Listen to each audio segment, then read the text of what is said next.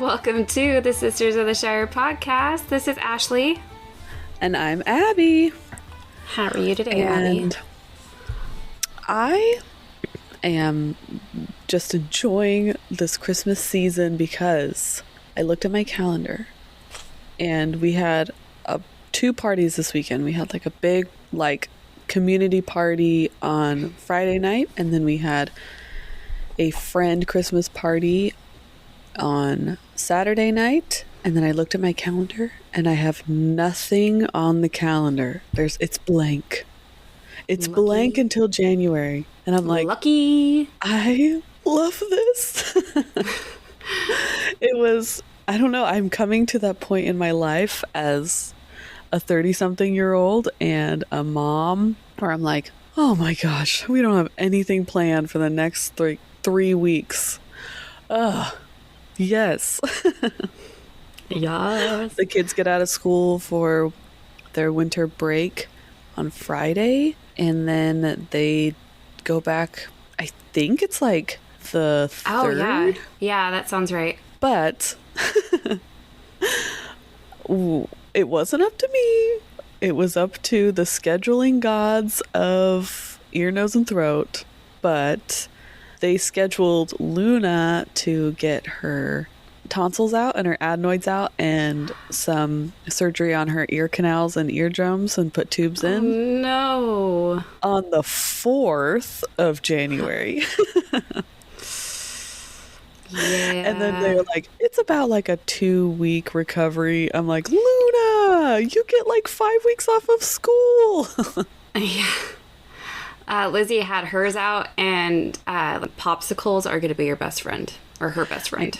I know. The doctor was like, Luna, I'm going to prescribe you popsicles. She's like, okay. And she has really bad, she has this kind of problem with her ears where they don't drain properly. That's why she has to do tubes again. She's already had them. But her doctor, who's my favorite doctor too, he's like, I guess I just gotta prescribe you some bubble gum to help you pop your ears more often during the day so they don't hurt. And I was like, you have just made this 6-year-old's life that you just said, I'm going to write a prescription for bubble gum. And she's like, oh, her eyes got real big. She's like, yes, please. So she gets doctor's orders of bubblegum for now, and then slushies and Slurpees and smoothies and popsicles for after Christmas. So nice. We've told her that it's happening, but she's kind of like, okay, and I don't really think she understands what's gonna happen. But let's hope that it will help her. That's all this is for, you know? Yeah. To help her feel better. But dang. So not a fun day for you though, for sure. I know. We're gonna have like a extended winter break. I was like, really? That's like, because the next available option was February. Yeah. I'm like, let's just get it done. And she's like, okay, then January 4th. I'm like, oh, well. I was like, Luna, you just get to stay home and play with your presents more, I guess. Yeah. Oh my gosh, Lizzie had the best surgical team ever when she had hers. Shout out to the Seattle Children's Hospital. So Lizzie brought a friend with her, like a little plush. We call them friends. Snugglers at our house. Yeah. And so she brought her, it's a Minnie Mouse, but she's like Sally from Nightmare Before Christmas. Because this is Lizzie we're talking about here. And she was getting really nervous and really anxious with the mask thing. And they let them like kind of play with them and pick what flavor they want to smell and all this stuff. They've gone a long way from what I'm sure they had back when we were kids, but they even put a little mask on the mini Sally, and I was dying. Oh, that was probably a child life specialist that was helping you out, which is my favorite person in the hospital. That's so cute. Well, yeah. Good vibes for Luna. Everybody put out good vibes for Luna this coming weeks. Fingers crossed. Well, how much do you remember episode of last week? Yeah. Last episode,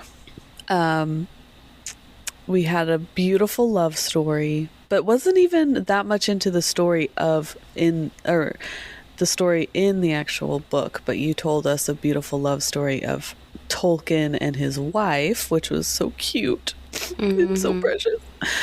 Oh, so sweet. He's so he was very in touch with like the emotions of love and relationships and stuff, and he definitely showed that to his family, which I think is so cute. So we learned about Luthien. Is that her name? That's her name. Yep.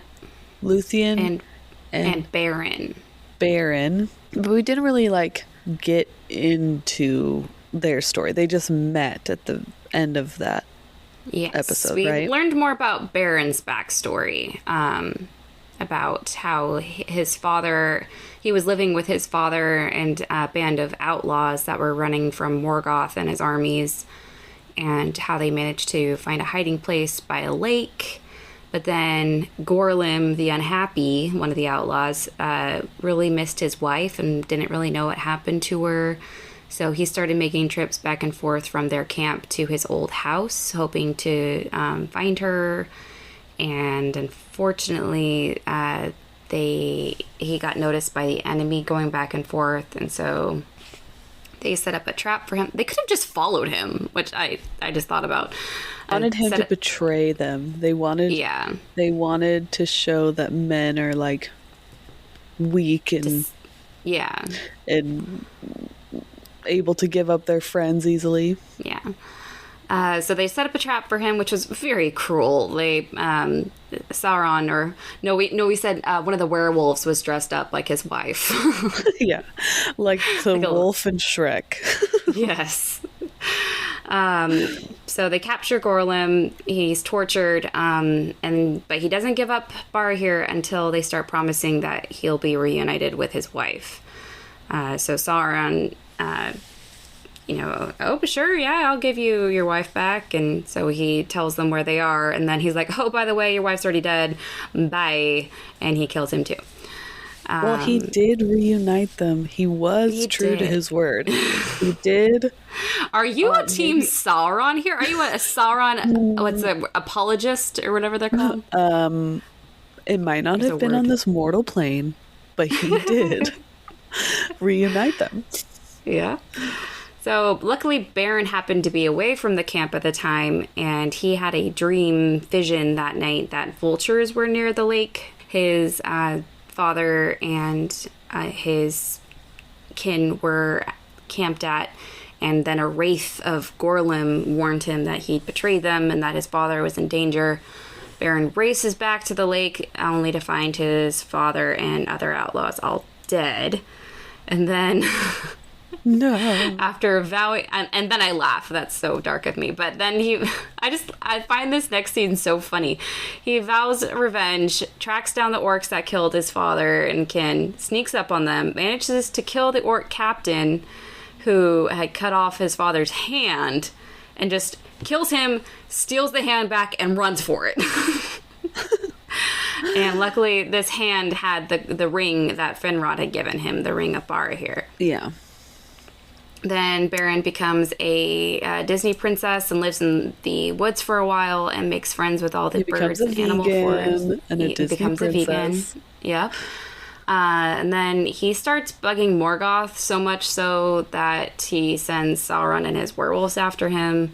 Beren, kind of limited on places to go, flees south and is drawn towards Doriath, which is Thingol's land.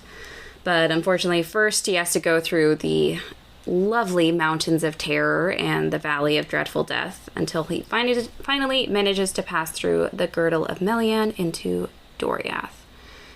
And then... he's only able to pass through the girdle because a great doom lay upon him, just as Melian had foretold. And then he was in the prophecies. Luthien. The prophecies told of him, his coming, that a man from the house of Beor would come. No, like strong enough and daring enough and, you know, smart enough to be able to come through all that to get there. Then they were like, okay, I guess we have to let you in if you survived through all that stuff. He is worthy. Yes. And then one night he happens to see Luthien dancing in the moonlight. And his whole life changes. He had a zing. Yep. And like Abby mentioned in the beginning, we did talk a bit about Tolkien's creation of the character Luthien, and that he based the character off of his wife Edith when he saw her dancing one day in a woodland glade. And they even have the names Beren and Luthien under their own names on their tombstones, which is so cute. That's so sweet. Mm-hmm. I wonder what name Colt's going to put on mine. We joke that whoever goes first gets to put whatever they want on the other person's, so whoever's still alive gets to do that. So it's like whenever we're mad at each other, we're like, well, I just changed your name. I changed my mind. What's going to go on there? Colt never picks up his socks about it.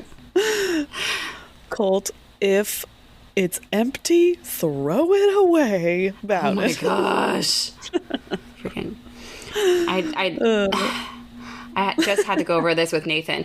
Don't put it down, put it away. Don't put it down, put it away. I feel like such a jerk, but he'll have something in his hand and he's in a room where I know that thing doesn't belong, and then he's about to put it down. I'm like, no. And he's like, what? And I'm like, that doesn't go there. And he's like, what? And then he just looks around and he's gonna go put it somewhere else. I'm like, no. It's all in good fun. Husbands. We love each other. Yes. I do the same thing sometimes. An additional child that we have to parent sometimes. And I just stare at him with big eyes Okay. So last week we ended with Beren's very first sight of Luthien. And I'm just going to read the quote again describing her because it is just so beautiful. And plus, after learning what we did last episode about Tolkien basing this character after his wife Edith, it makes it all the more romantic. Okay. Quote. I'm ready. Let's just say it's the wrong time of the month for it to be emotional. Sorry. Quote, then all memory of his pain departed from him, and he fell into enchantment. For Luthien was the most beautiful of all the children of Iluvatar. Blue was her raiment as the unclouded heaven, but her eyes were gray as the starlit evening. Her mantle was sewn with golden flowers, but her hair was dark as the shadows of twilight. As the light upon the leaves of trees, as the voice of clear waters, as the stars above the mists of the world, such was her glory and her loveliness, and in her face was a shining light. Aww.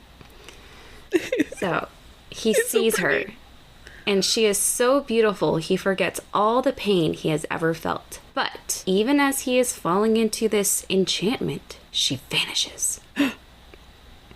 Quote, she's a witch.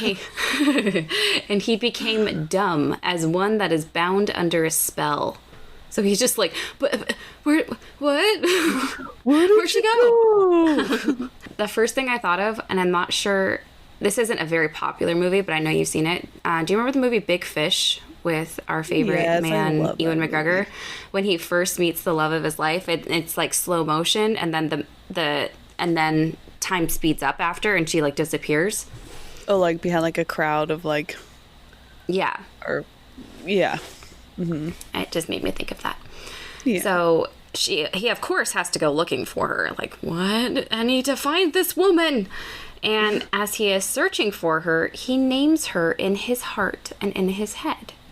And he gives her the name Tynuviel, which in Sindarin means nightingale or daughter of twilight. That's so pretty. Mm-hmm. Say it again. What is it? Tynuviel. Her actual name, Luthien, which of course he doesn't know yet, actually means enchantress, though, which kind of makes sense, too. She is a witch. She is a witch. So one morning on the quote eve of spring. Keep in mind, Beren first sees her on a summer night, and it is now almost springtime. So he's been looking for her for a long time. Dang. Luthien goes to the top of a green hill, and she starts dancing, and then she starts to sing. Quote, and the song of Luthien.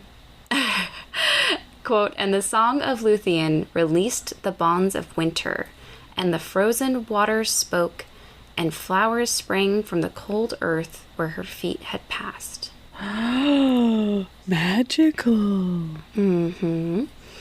Then Beren sees her, and he calls out to her, Tynuviel! And this sound just echoes throughout the woods. It's so quiet, and then he just shouts this, and it's just like, Tynuviel, Tynuviel, Tynuviel. Luthien hears it, stops, looks around to see where the sound had come from. Then Beren comes out to meet her. And as she looks at Beren for the first time, quote, doom fell upon her, and she loved him. Yet she slipped from his arms and vanished from his sight, even as the day was breaking. Then Beren lay upon the ground in a swoon, as one slain at once by bliss and grief. Oh. She keeps playing hard to get, and it's bothering me. Like, stop taunting the poor boy. I know. And then Baron's fallen for it. He just, like, is like, oh, she, like... It's just making him swoon all the more. I thought you were going to say she looked at him, and I can only imagine what he looks like. Like, oh, yeah. After being through all that he's been through and where he has lived, like, most of his life, I thought you were going to say, and she was like, like, you need a bath. Ooh. Like, do we have some combs and some... Maybe she likes a dirty boy. Yeah, some face wash. But it also kind of reminds me of that scene in Hercules when Phil is trying to, like, grab the wood nymphs and then they, like, disappear. And he's like, no! I mean, it's not like the same vibe, but it just reminds me of that when, like, he's like holding onto them and then they, like, turn into flowers or something. And he's like, no, dang it. So she left him. Did he fall on the ground? Like, that's more heartbreak when Edward breaks up with Bella and she just like lays on the floor in the forest. Oh, well, maybe. Yeah, and then Beren lay upon the ground in a swoon. Yeah. As one slain at once by bliss and grief. So maybe not quite as heartbroken, but... Yeah. He just pulled a Bella swan. Yeah. So he's laying on the ground, and he is both very happy that he finally got to meet her, but he's also very sad because he starts thinking and questioning, like, why of all people was it her that I met and am now in love with? Because, quote, and in his fate, Luthien was caught, and being immortal, she shared in his mortality, and being free, received his chain, and her anguish was greater than any other of the elderly, or Eldar, has known. So I don't quite understand this quote entirely, like being free, receiving his chain, like she was available, she was single, like I didn't quite understand that part. But this does kind of sound like a classic Aragorn and Arwen situation. You know, he is a mortal man, she is an immortal elf. His days with her are numbered, and her days without him after he dies are going to be endless. Do you okay, not super on subject, but kind of, because it just, like the quote you just said. Do you think in Elvish, not tradition, but like, I guess maybe tradition, that there is like a symbol of them being like, oh, they're married? Like, from far away, you can say like, oh, that person is taken or married. You know what I mean? Like, yeah, how he was like, oh, I can tell she's not married, or she's not, you know, with someone or betrothed to someone. Yeah, so it makes me wonder if they're like, you know, wear something, or, you know, in different traditions, like, oh, if you're married, you wear your hair this way now, or you, like, isn't it like the Hawaiians have the flower on each ear, a different ear? Mm-hmm. Or like for us, it's this simple, like, oh, you have a ring on a certain finger, of to know, like, oh, you're married. But because he mentions like, oh, he notices that she's not, and that she is like single. She's available. But I just, that's kind of like, I don't know. Yeah, well, and when she first sees him and she loved him, it says that she slipped from his arms and vanished from his sight even as the day was breaking. So she went into his arms. Doesn't say for how long. Ooh. Yeah. It's getting a little steamy. Yes. Because it says in the beginning, one morning, when she starts dancing and singing to release the bonds of winter. So as the day was breaking, so they had spent all day together. Oh, they love each other. Who knows what they talked about? But anyways, love will find a way. Finally introduced each other in real name.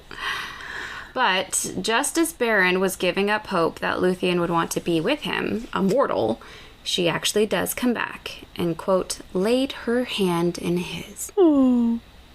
And from that moment on, they met in the woods in secret from springtime until summer. Why did they have to meet in secret? Are they like, is it a frowned upon relationship? Yeah. I mean, technically, he's not even supposed to be there. Because he's a man. He's a mortal man. Yeah. Quote, and no others of the children of Iluvatar have had joy so great, though the time was brief. Oh. I don't know why, but immediately I'm like, summer lovin' to have me a blast. I like that quote. That's cute. Yeah. But this is the Silmarillion, and, you know, good things can't last. Because... then there's werewolves. And giants? Not yet. Okay. So there was an elf in Thingol's court household who also was in love with Luthien. He was a minstrel by the name of Daeron. And fun fact, way back multiple episodes ago, we talked about how the dwarves had adopted their rune language after an elf minstrel had invented it. Okay. This is him. He's the one that invented Daeron. Daeron. Yes. Derek. He's in a band. He is. Well, but he is like the friend-zoned hardcore because he's having this one-sided, unrequited love affair with Luthien. Oh, not Derek from the band. One day he is following her / probably stalking her. He sees Luthien and Beren together. Scandal. Yes. And I'm sure his motives were totally about keeping her safe and protected and, you know, not at all about taking out his competition. Because the first thing he does... first thing he does is to go tell Luthien's daddy Thingol all about it. And he's notoriously not the most understanding. Yes. Daddy Thingol is pissed. Because, as we already know, he thinks quite highly of himself. And he actually considers his one and only daughter to be a kind of a higher class elf. Like, even higher than the Noldor princes. So she's like a princess to him. Very, like, upstairs, high downstairs. Society. Yes. Like, elite. What is it called? I can't find the word. It's mostly like first class, second class, third class. Yeah, but it's like a socialite, but like like what is it? Rich and famous socialite elite person. Aristocrat. I can't think of the word. Yes. Almost every time I say aristocrat, I almost say aristocrat every time, just so you know. Oh, also side note, whenever I try to write podcasts, I also write podcats. And I really want someone to make a podcast called Podcats. Podcats the podcast. Because I do it every time. It's probably out there. I haven't really researched.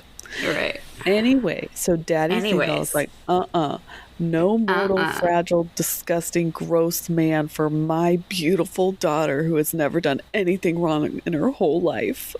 Right. And it is a very similar to like a King Triton versus Ariel conversation. Like, he's a human, you're an elf princess. And then I can totally see her going, but Daddy, I love him. Yeah. What would be her Sebastian? A squirrel? Oh, he's coming. Or a flounder. He's coming later. So, actually, Thingol just speaks to her with grief and amazement, which actually is a very good way of painting a picture of the conversation. Just like this, I can't believe you would disappoint me like this, young lady. Just like the total guilt trip, you know? Do you know people are talking? They're talking about our family. Yeah. Luthien, however, it's kind of refuses... like very narcissistic. Oh, yeah. Thingol totally... Every time I picture him, I picture Thranduil. Yes, that's exactly who I was thinking of. Yeah. Exactly. Yes. So, Luthien refuses to tell Thingol any more about Beren until he swears an oath that he won't imprison or kill him. Oh, gosh. Yeah, that's a pretty good deal. Yeah, like, he knows her father pretty well. That's a pretty smart move there. Daddy, put down the shackles. Daddy. Well, actually, that's kind of what happens. So Thingol gives the order, like, okay, I won't kill him, and I won't put him in prison. But Thingol gives the order to have his guards bring Beren into the kingdom. But as they're bringing him in, Thingol's guards are treating him like a felon or a prisoner. Oh, gosh. So like, Luthien goes like, no.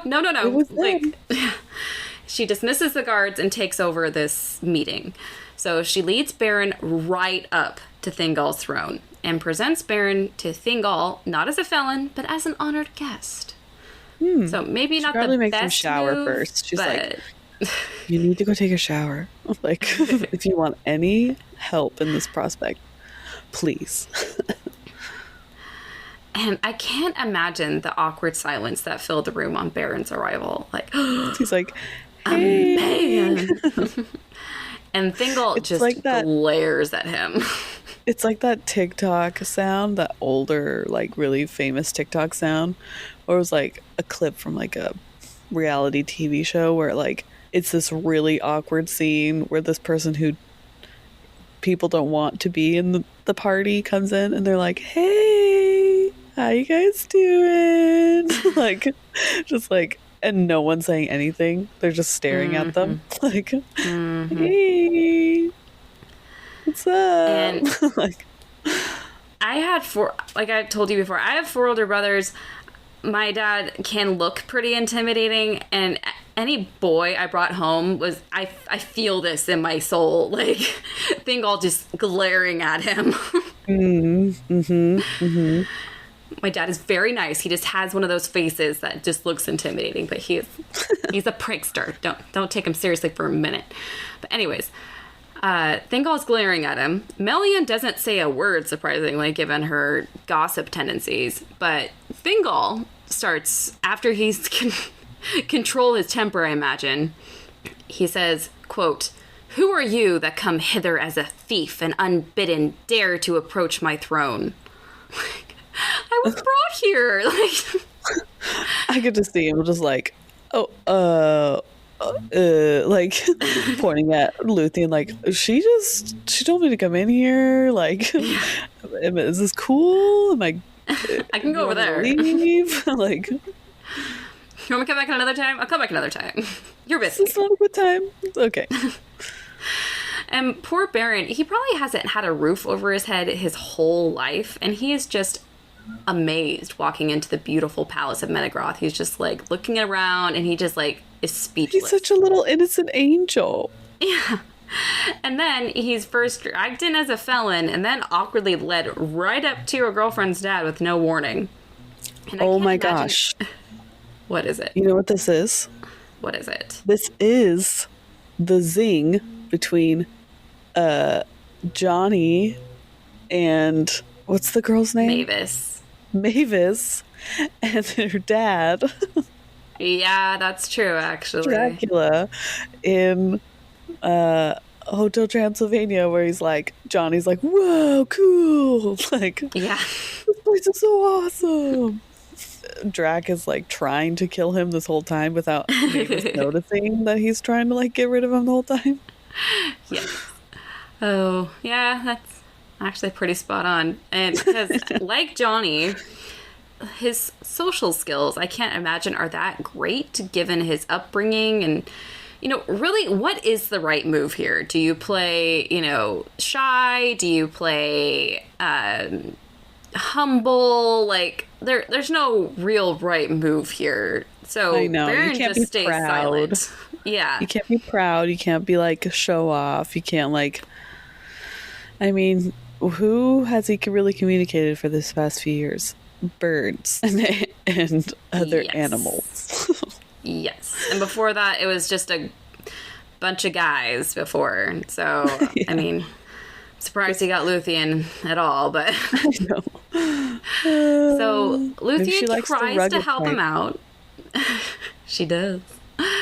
Luthien tries to help him out and formally introduces him. And she says, quote, "He is Beren, son of Barahir, lord of men, mighty foe of Morgoth, the tale of whose deeds is become a song even among the elves." And is I put old Daron. Of all his sadness. I'll tell you a tale. Yeah. But I bet old Darren is like the minstrel's kicking him, or Darren. Darren sounds funny. Derek. The minstrel's kicking himself now for singing that song. He's like, I shouldn't have sung that one, you know. He's like, dang it, that's him? Oh, dang it. But Thingol is not having any of these niceties. He says, quote, "Let Beren speak. What would you hear, unhappy mortal? And for what cause have you left your own land to enter this, which is forbidden to such as you? Can you show reason why my power should not be laid on you in heavy punishment for your insolence and folly?" Whoa. Like, insolence and folly for happening upon your daughter and, of course, falling in love with her because she is the most beautiful being on Middle Earth. Or for coming to your kingdom because I was literally dragged here by our guards. Or for coming to Doriath at all because that is a really long story involving my dad and all my kin being slaughtered, my dad's hand being cut off, Sauron, some werewolves, the Mountains of Terror, and the Valley of Dreadful Death. But sure, I totally meant to be insolent, like on purpose. Yeah. That's totally how I would have responded. His fault.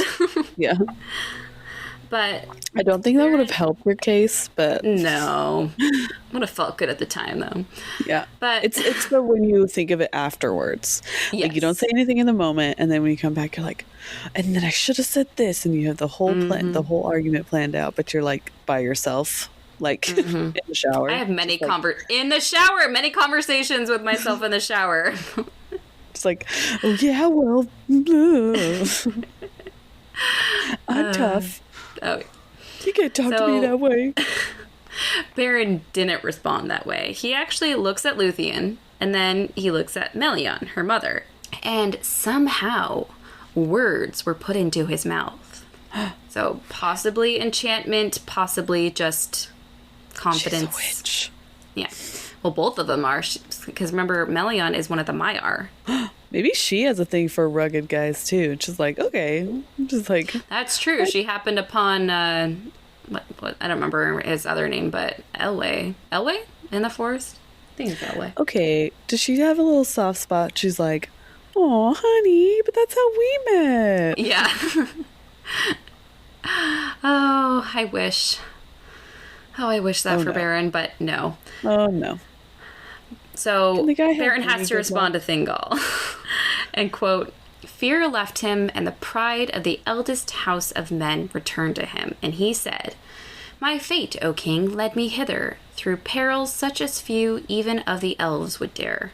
And here I have found what I sought, not indeed, but finding I would possess forever. For it is above all gold and silver, and beyond all jewels, neither rock nor steel, nor the fires of Morgoth, nor all the powers of the elf kingdoms shall keep me from the treasure that I desire. For Luthien, your daughter, is the fairest of all the children of the world. Oh. So, like, not bad, Beren, but maybe mention something other than her looks. Like, oh, and she's really smart, too. She's pretty hot. Yeah. But after Beren's response, the hall goes completely quiet. Everyone's pretty much thinking, like, well, he's dead. Yeah. Thingol responds. Boy. Yeah. Speaking very measured and slow, I imagine. Quote, death you have earned with these words, and death you should find suddenly, had I not sworn an oath in haste, of which I repent. Base-born mortal, who in the realm of Morgoth has learned to creep in secret as his spies and thralls. He's such a jerk. I know.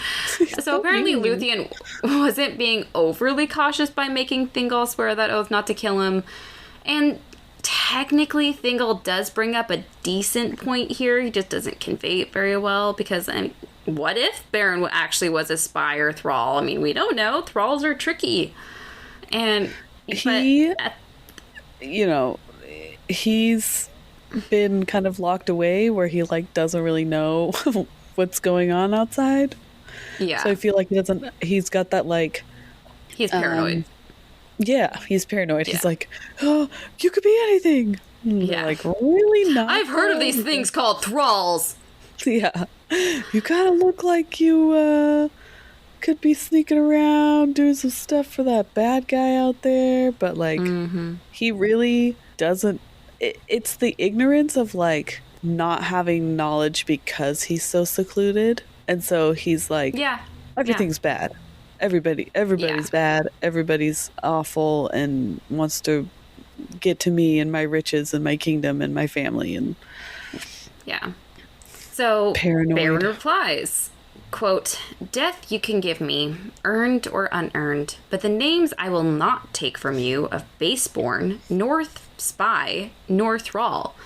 By the ring of Felagund that he gave to Barahir, my father, on the battlefield of the north, my house has not earned such names from any elf, be he king or no. Tell him. You tell him. So he's basically saying, I'm not some common man. I'm not a spy or a thrall. I'm actually the son of a man honored by Finrod Felagund himself. He'd be like, you shall not disrespect me or my family. We got cred, okay? Yeah. So then he holds out the ring for everyone to see. And so they can see the actual serpents and the emerald eyes. And they can see, oh yeah, that's the house of the Ring of Finarfin that came all the way from Valinor. And I'm assuming the only reason they would recognize the ring is because, luckily, of all the elves that this ring came from, it was from Finrod, who is actually one of the few elves allowed in Thingol's realm. So they had probably known him, had probably seen the ring. and it happened to be also the badge of Finarfin in his house. Again, I would love to know why serpents and elves, why, but anyways. Maybe... So, I don't know. Serpents always have been told as like a bad Slytherin. Guy, villain. Slytherin, yeah. Maybe they're getting their redemption arc. Maybe they're actually the good guy this time.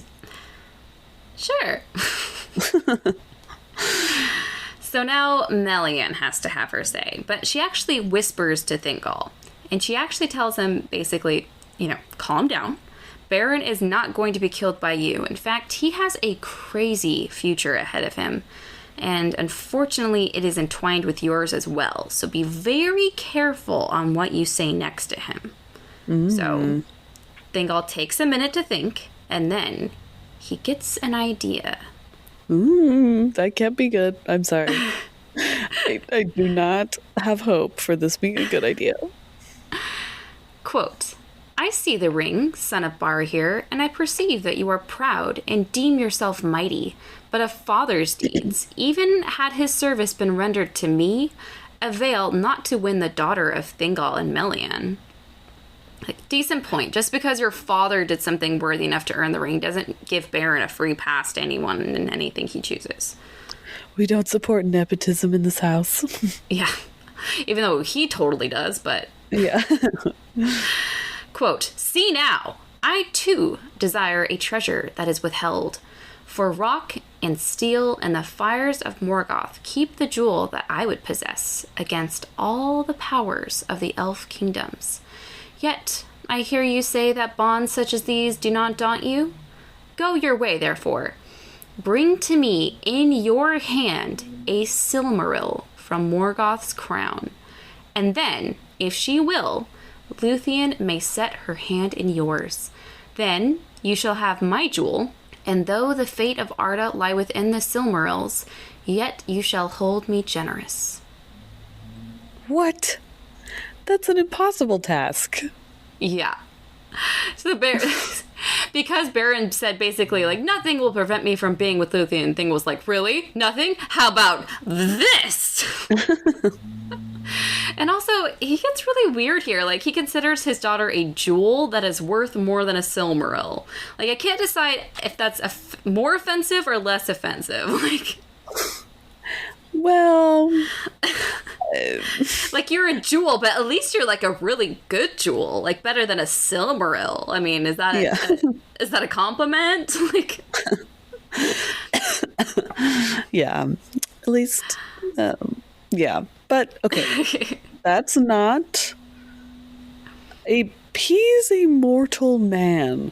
We just heard the epic fight of an elven king... R.I.P. Fingolfin. Still died.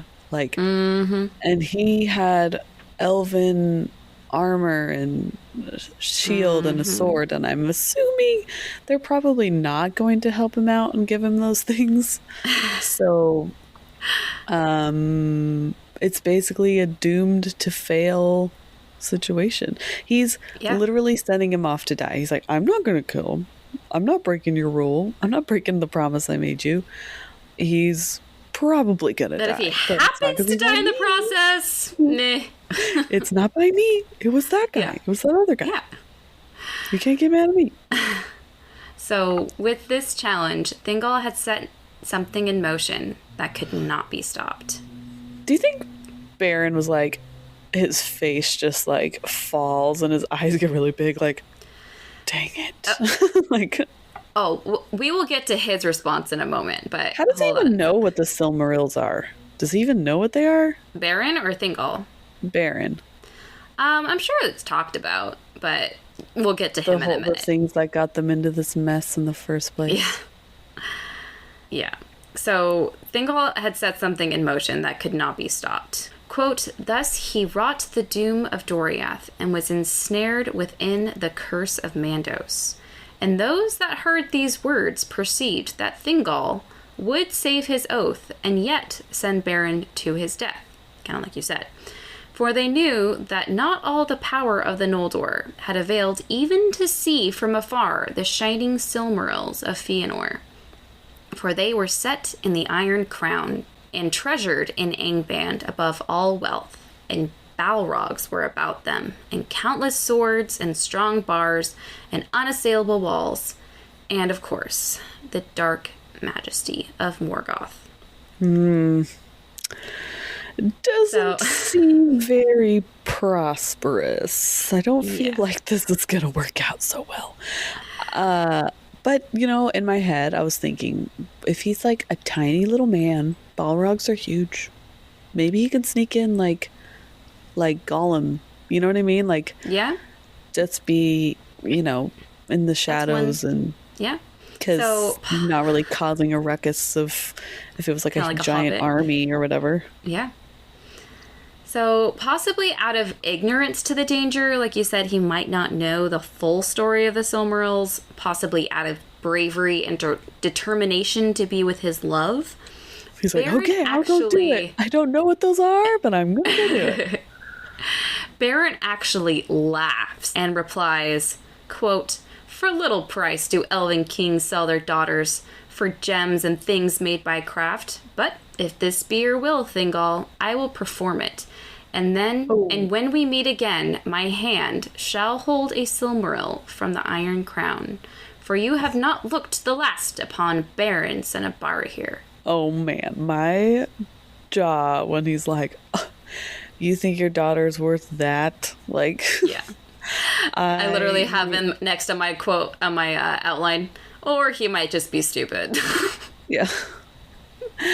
Dang. Yeah. What a sick burn. Be like, if your daughter amounts to like material things, okay. So, with all that being said, the deal had been made. Beren said goodbye to Luthien, bowed to Thingol and Melian, and left Menegroth all by himself. And did he take anything with him that could help him? Like, nope. Armor, a sword? Nope. We'll get to that later. But now that Beren is gone, Melian actually congratulates Thingol. But also, I imagine she kind of wants to punch him in the face. Yeah. Obviously, the challenge to retrieve a Silmaril is pretty much impossible, so either Beren will die or give up, and Thingol will win.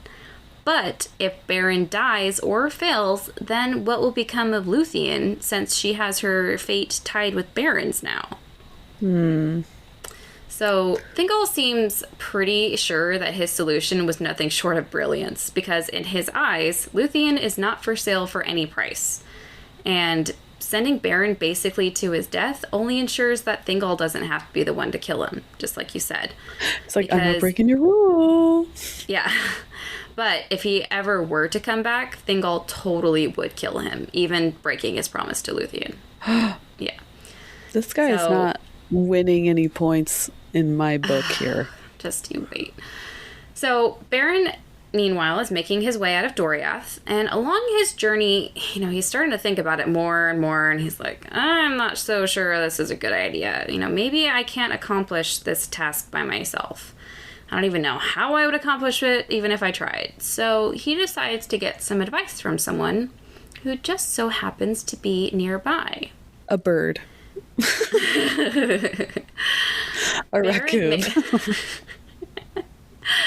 Beren makes his way to Finrod Felagund's realm of Nargothrond. Finally, a nice elf. Yeah. And knowing that this land would be under close watch, Beren made sure to hold out the Ring of Felagund and to yell out every so often, I am Beren, son of Barahir, friend of Felagund. Please take me to the king. Yeah. I come in peace. Is the ring on his hand now and not still on the hand? He's just holding up a skeletal hand. It's me. I'm fine. I'm mentally stable.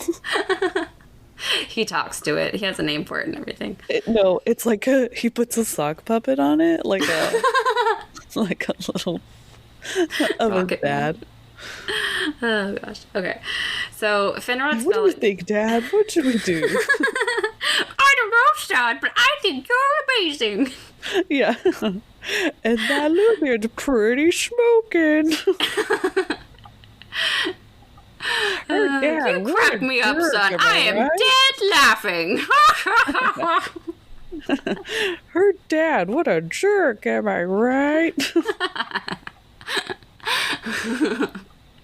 So, Finrod's guards do find him. They command him to stop. They take one close-up look at the ring, and even though I imagine he looks pretty disheveled and wild and dirty, they actually bow down to him. They know the significance of the ring, and they take him through a maze of paths to hide the location to Nargothrond, and then on to King Finrod.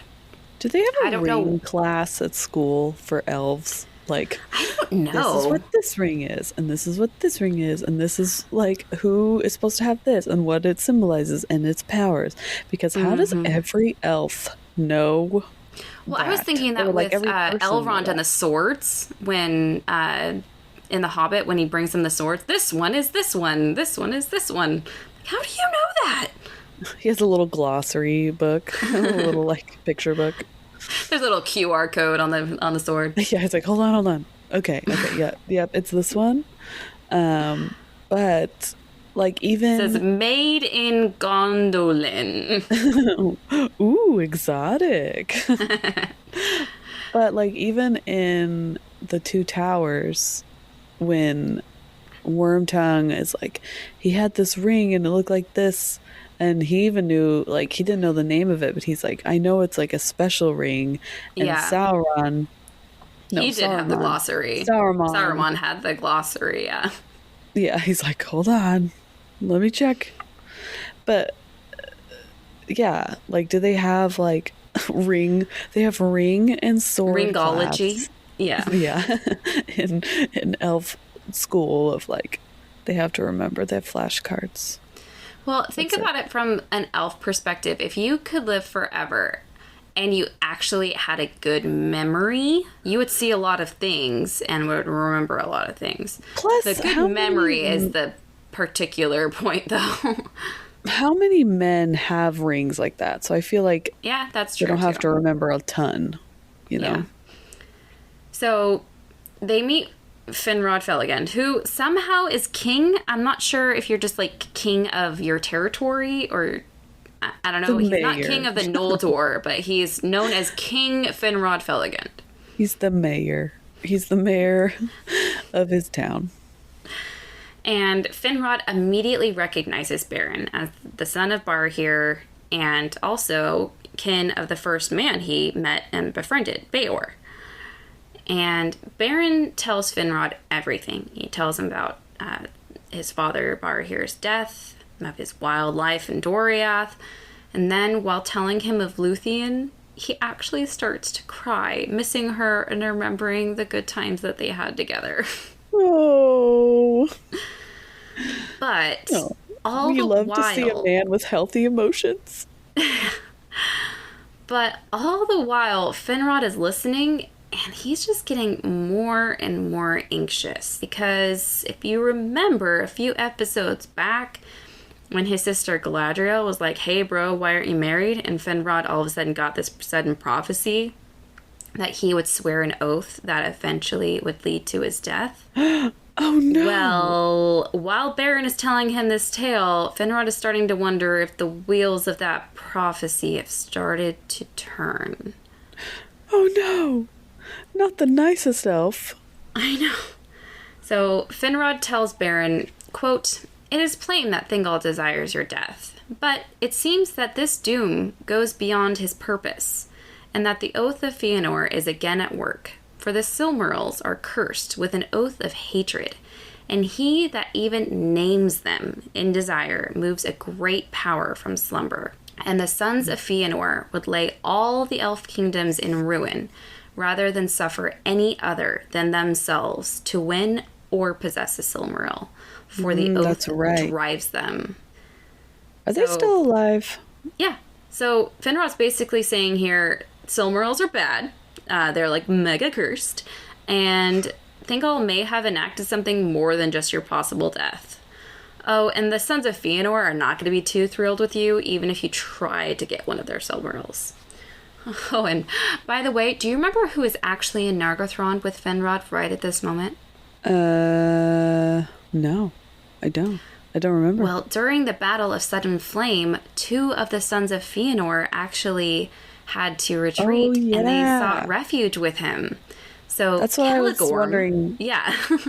I was like, I thought they died, but then they... No, they're all alive, as of right now. Celegorm and Curufin have actually been living with Finrod in Nargothrond for a while. And while they've been living there, they've actually gained a following among Finrod's people, as well as their own people. So they've got a pretty good fan base going there.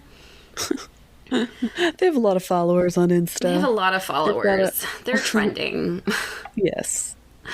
So even though they had been nice to Finrod, as their benefactor, quote, this is Finrod, I fear they will show neither love nor mercy to you, if your quest be told.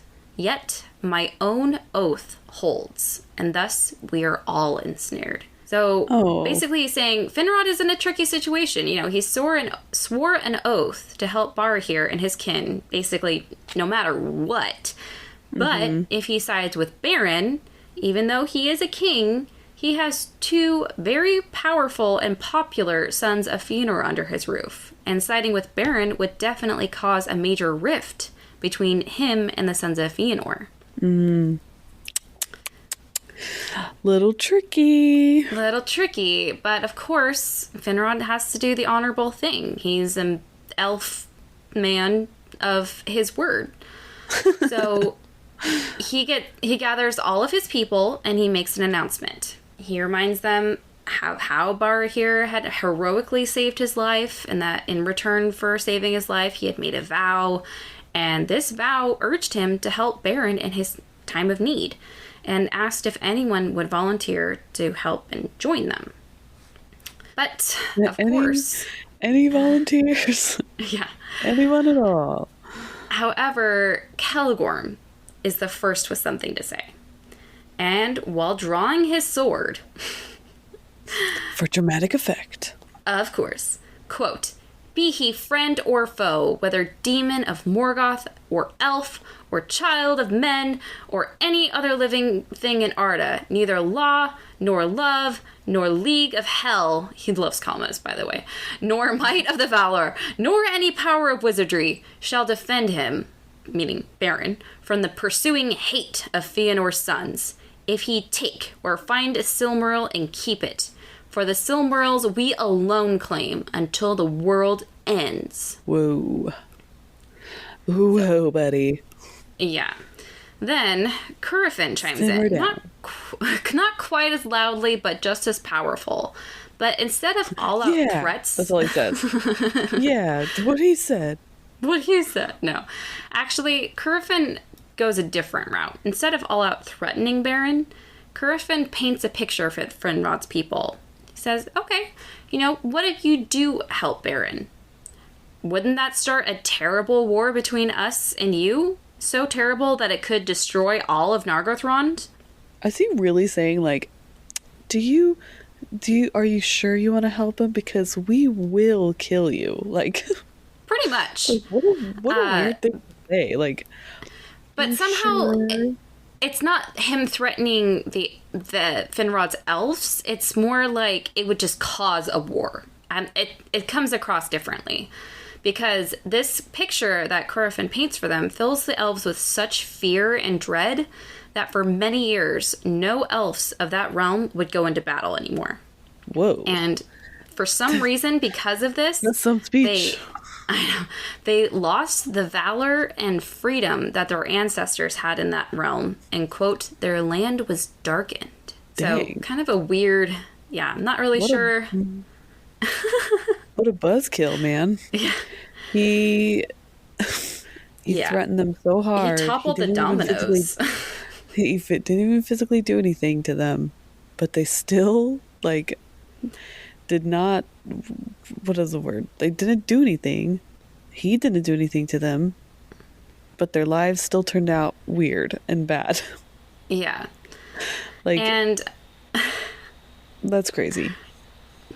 And unfortunately, this is when the tide starts turning, because this is when the gossiping starts. You know, what if Finrod isn't as good as his father Finarfin was? Maybe he isn't like one of the Valor after all, like we thought. Who is he to command us if he is just, you know, doing this? And this is when they're starting to turn their back on Finrod. And now... It's that mob mentality, you know? Mm-hmm. That, like... Mob. Gossiping, seeping in, and poisoning things, and... Ugh. So... Now, Curfin and Celegorm, they start plotting. The Curse of Mandos, I'm sure, acting as little devils on their shoulders. Because if Finrod goes with Beren, he's probably gonna die. And then they can take the throne for themselves. You know, they are Noldor princes after all. So, yeah. You know, they're seeing an opportunity. Mm-hmm. So, but Finrod is seeing that his people are starting to turn on him, and he takes his crown from his head and he just drops it on the ground. Quote, yeah, "Your oaths of faith to me you may break, but I must hold my bond. Yet if there be any on whom the shadow of our curse has not yet fallen, I should find at least a few to follow me, and should not go hence as a beggar that is thrust from the gates." He's such a good guy. I know. Like so what is humble. Wrong with these people? How dare they turn on Finrod, who I'm sure was like the nicest king ever, way better than Curfin and Celegorm would be. Mm-hmm. But in the end, only 10 elves agreed to come with Finrod.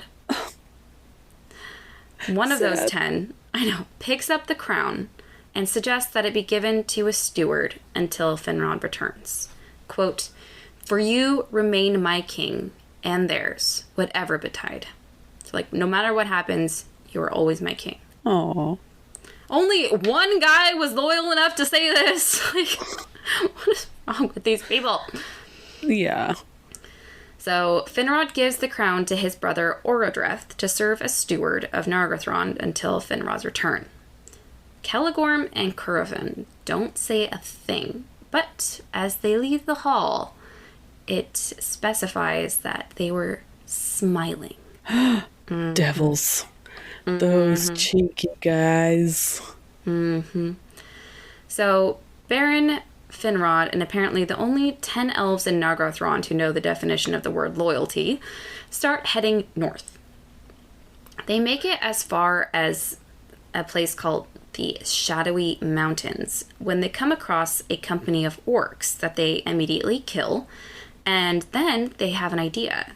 They put on their gear, they use their weapons, and apparently Finrod had some makeup artist experience or something, because with the gear, weapons, and quote, arts of Finrod, they managed to disguise themselves as orcs. Oh, that's amazing.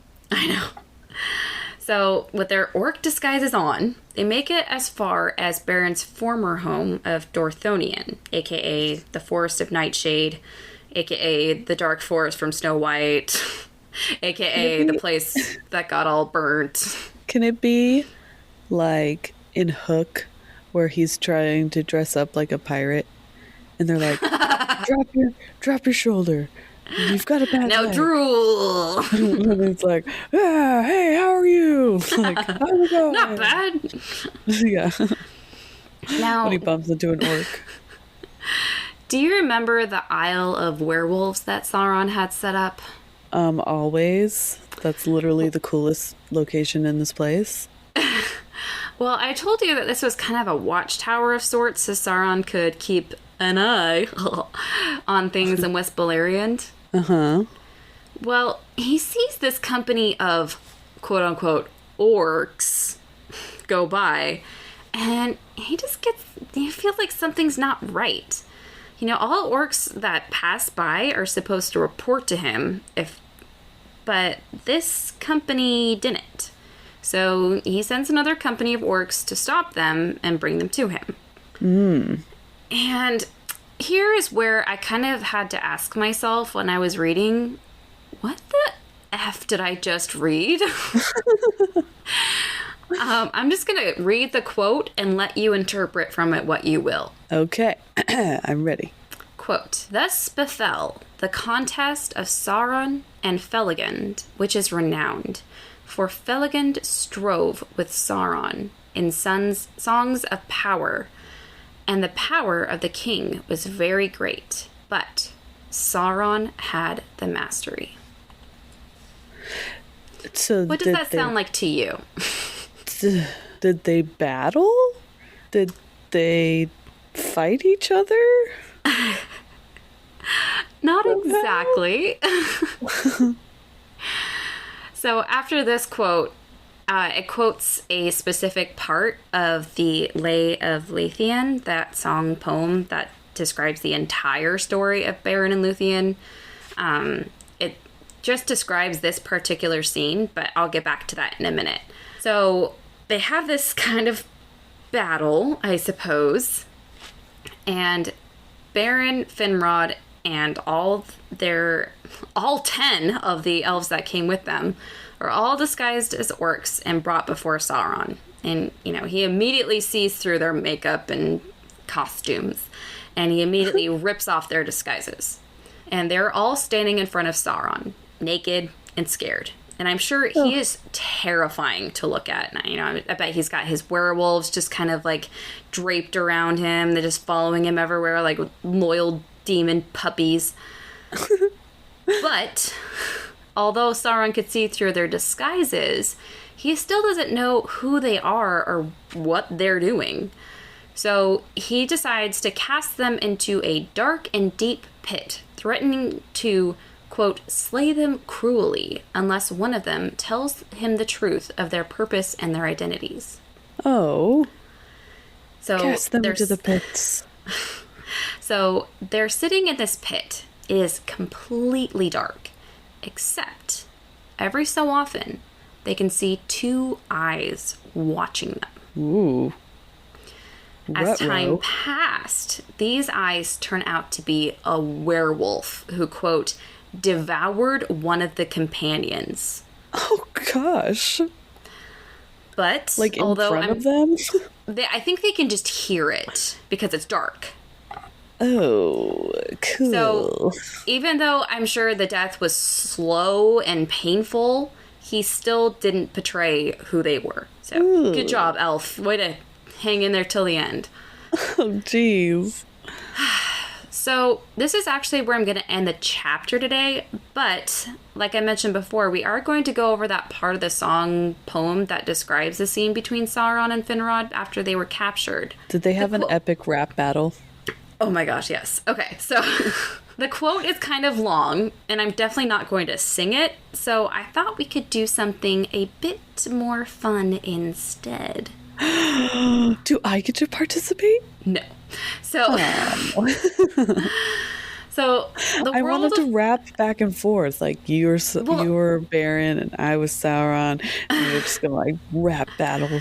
It's just not entirely clear. It's not a back and forth necessarily, or I would have done that. It's not very clear, but the world of Tolkien has brought all kinds of people together. And a lot of people have made their own videos describing or interpreting this scene. But there are a few videos that I wanted to share with you guys and Abby to put this Lay of Luthien scene to music. And one of them even made a play of it somehow. Oh. But because of licensing issues, I can't play them on the podcast. I will post the links to the 3 episodes or to the 3 videos I'm going to show Abby off air. So here we're going to pause the podcast. Abby and I will go watch these videos, and then Abby and I will come back and tell you what we thought. You're welcome to pause and watch the videos as well, but just know that after we come back, I will also read the part as well. Okay. But these videos just are going to do it way more credit than I would be able to do just reading it. But okay, so we're going to pause. And I'm going to send you these Goodbye videos. for now. Goodbye for now. Oh my gosh. Okay, so Abby just watched, we watched the whole first video. We watched a bit of the second, and then we watched a bit of the third. So, impressions, thoughts, please tell me what you think. Okay, so when you read the first quote about how they met and they battled, I was like, oh, they fought like how everyone else fights. But no, they like Broadway fought. they like sang and dance fought each other. In these versions, that's what they do. But in my head, they like were standing. I can't. Like, these versions of these videos are so funny because they're like, some of them are super intense. Like, the first two videos you showed me were, the first one was like a full on like orchestra choir, like you would have probably heard like on an actual like Howard Shore Lord of the Rings soundtrack, like very intense, very like big and epic. That group actually does a lot of other songs. It's just like a male choir, basically. Like they do Far Over the Misty Mountains. Like, but it was like Sauron like singing like I am this like evil, deep, dark person and I will kill you. And then Finrod's like, no, you will not kill me. Like, I was trying to explain it to Nate last night. It's like a heavy metal singer versus like a Broadway star. Like a Broadway tenor, though. Like, yes. In these versions. But then the second version that you showed me was very much like a very heavy metal, like kind of like those like Viking black metal bands from like not Switzerland, like Sweden and Norway and Iceland stuff that are very like but and then their like cover art for their album is like would be like Sauron and his werewolves fighting like a tiny little Finrod, like you know what I mean, like just like just a tiny little, like such an epic painting of that would be their cover art for their album. And that one was funny because the beginning was very like like very heavy guitar, like really like epically kind of scary sounding, and then I love Finrod's voice so much in that. Finrod sounded like David Bowie, which I was like, okay, so you went David Bowie, I went Gilderoy Lockhart for some reason. But it's that like hands on hips, like I am here, like no, it's the princes from Into the Woods. That's what it sounds like. But for some, song was very big, I think, for Tolkien in most of his works. He had a lot of singing, so he's like, I have to include a singing battle. But I was trying to like, so what was I mean, obviously rap battles didn't exist during his time frame. I mean, there was almost there. He almost made it. But like, what would have been Tolkien's era version of a rap battle? A barbershop quartet battle. No, okay, okay. In all seriousness, this is how I really think it went in my brain. You know the scene in Fellowship of the Ring when Saruman and Gandalf are like saying spells out into the mountains, and then Saruman is saying it on his tower. That's what I think it's like. Like they're just like blasting out these like spell magic things of like there's like realistically no that's probably what it was like. Yes, but your head can't help but go to a rap battle. In my heart of hearts, it was an epic singing dance off. Yes. Sauron has his werewolf as backup dancers, and Finrod has the 10 elves as his backup dancers.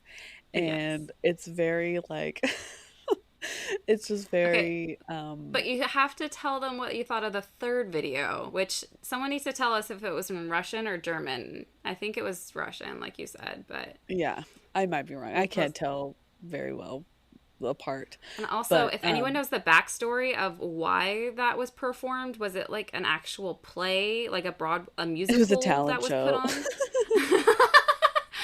I would love to know the backstory, but what did you think of that one? First off, I would love to say that the backup dancers killing it in that one because there's a scene where all you see are their arms and their hands and doing like windmill motions in the background. And I'm like, what is even that for? Like, what is that for? That's But, his power shooting off of him. oh, um, but, it's very, that one, I don't know if they were like translating it weird or if that's exactly the words from the book, but it It's was not. definitely I'm gonna read the words here in a minute, but I just okay. wanted to go over But it the was first definitely like, impressions. what is happening? Like, that doesn't, maybe it Yes, made more sense in the actual native language that they were saying, but I was like, okay. maybe.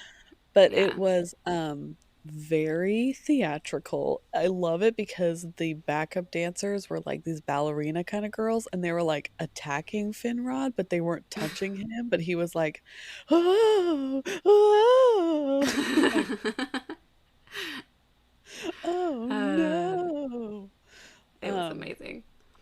very Broadway, very Very Broadway. acting. I like that Sauron even had sparkles on his costume too. I Did you notice know. that? Um, oh my gosh, it would have been so great if they had like Lion King style costuming of like werewolves in the background. Oh my Like, gosh, that would have been epic.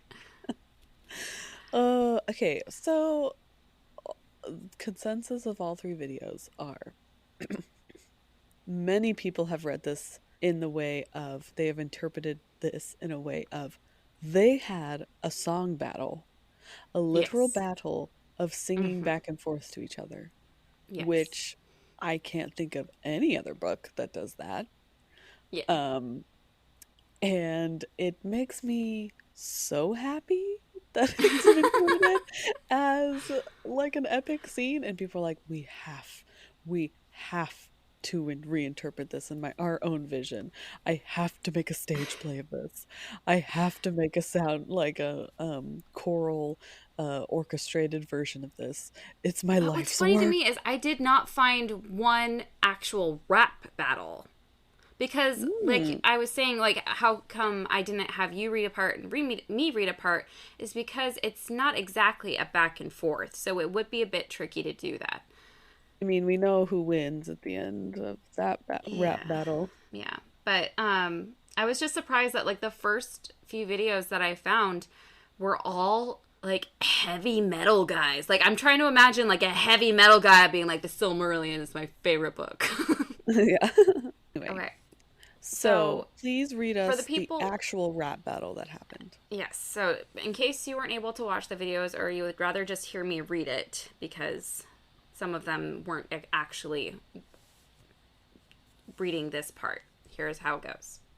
Quote: He chanted a song of wizardry, of piercing, opening, of treachery, revealing, uncovering, betraying. Then, sudden, filigand, there swaying, sang in answer a song of staying, resisting, battling against power, of secrets kept, strength like a tower, and trust unbroken, freedom, escape, of changing and of shifting shape, of snares eluded, broken traps, the prison opening, the chain that snaps.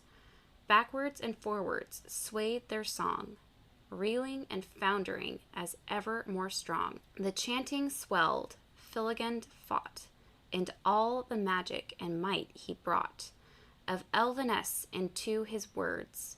Softly in the gloom they heard the birds singing afar in Nargothrond, the sighing of the sea beyond. Beyond the western world on sand of pearls in elven land. Then the gloom gathered, darkness growing. In Valinor, the red blood flowing. Beside the sea where the Noldor slew, the foam riders and stealing drew their white ships with their white sails, from lamplit havens the wind wails, the wolf howls, and ravens flee. The ice mutters in the mouths of the sea. The captives sad and Angband mourn. Thunder rumbles, the fires burn, and Finrod fell before the throne. So it talks about a lot of different things, and it's not a straight back and forth, like I said.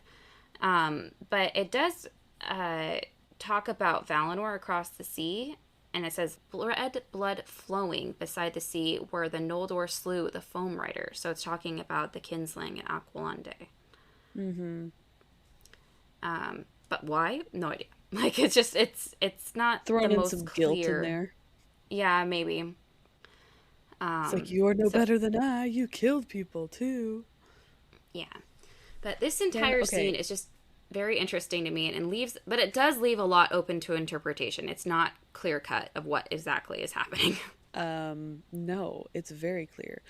Sauron gets up on his throne, pulls out an epic axe, meaning guitar, and just shreds it, just like, and it just like echoes through the thing, and then the elves and Finrod are like, oh, my ears, and they like fall to the ground, and then he sings, and it's like really epic, like 80s, like long hair, but like he's also wearing like eyeliner and like lots of glitter. You know what it is? It's a Guitar Hero battle.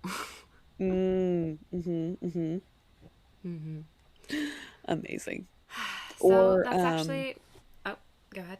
Or Finrod is like Scott Pilgrim, where he's like, oh yeah, yeah. That's my thought. Oh my gosh. So please, that's actually where I'm gonna leave. Please, can someone make art of them having an epic rap battle? Is there art out there that I found? It's not very well done. Have to keep looking for the Instagram. But I will post what I find. Okay. Yeah. I want it to be like funny, like. Oh yeah, there's a funny oh my gosh, there is. I'll send it Someone to you. has him playing a guitar. Mm-hmm. And he's playing a little lyre harp. Yes. Amazing. Is that when they have sunglasses on? No. Is there one that they have sunglasses on? Because that's even better. I have to find it, but I will post it when I find it because it's pretty funny. Okay, so that's actually where we're going to leave today on that awesome note. Make sure to follow us on Instagram at Sisters of the Shire Podcast. Make sure you rate us on whatever platform you listen to your podcasts on. Germany is now up to 21% of our listeners, so way to go, Germany. Woohoo! That's pretty awesome. Yeah, please listen to our collab episode we did with our friend Brian over at TV Trivia Pod. We did a TV trivia episode about the Hobbit Battle of the Five Armies. That was, is going to be released tomorrow as of this recording, but by the time you guys hear this, it will have been released on Tuesday the 13th.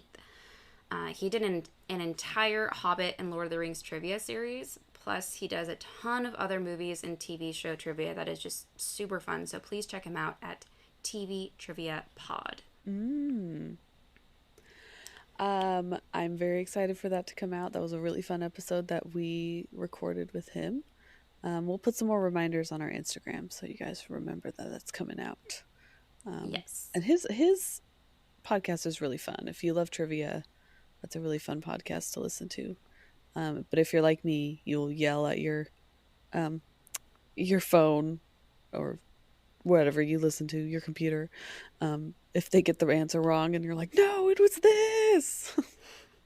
Stupid. Just me? Is that just me? No, okay. I was yelling too. I was yelling at my phone. So just us. Yes. Well, thank you for teaching me today.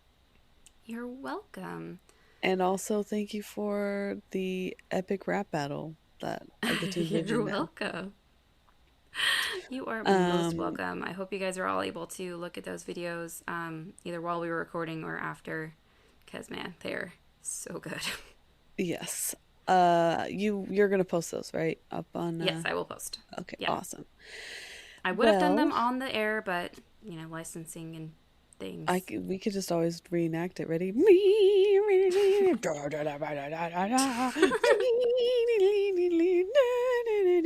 Yeah, that's what it sounded like. Exactly. Dance, dance, exactly dance, dance, dance, dance. I feel like I'm there. I feel like I am there. I know. Do you feel the power? Oh, I do. I feel it. We hope you guys are having a great winter. If, well, some of you aren't even in winter. I wish California people are like, what's winter? I was thinking more like Australia people are like living it up. They get sunny Christmases. Stay warm, stay healthy. I hope you guys are enjoying your season, whatever holiday you celebrate. And until next time, I've been Abby. And I've been Ashley. And thanks for hanging out with us today. We'll see you again soon. Bye. Bye.